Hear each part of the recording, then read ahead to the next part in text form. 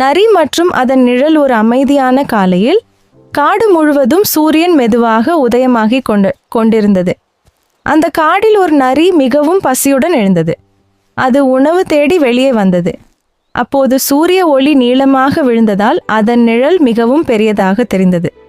நரி அதை பார்த்து ஆச்சரியப்பட்டு, அடா, நான் இவ்வளவு பெரியவனா? நான் ஒரு சாதாரண நரி இல்லை, நான் ஒரு சக்தி வாய்ந்த வேட்டைக்காரன் என்று பெருமையாக நினைத்தது.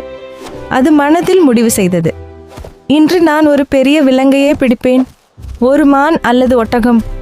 அது நாள் முழுவதும் காடு முழுக்க சுற்றி கொண்டே இருந்தது. அது மானை பார்த்ததும் அதை பிடிக்க முயன்றது.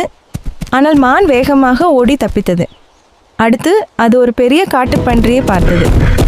இதுதான் சரி என்று நினைத்து தாக்க முயன்றது. ஆனால் அது கூட முடியவில்லை. மணி நேரங்கள் கடந்து போனது.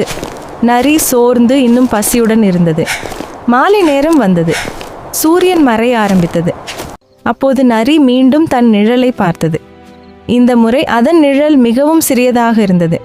அதை பார்த்த நரி சோகமாக சிரித்து, காலை நான் என்ன நினைத்தேன்? நான் என் நிழலை பார்த்து பெருமைப்பட்டேன்.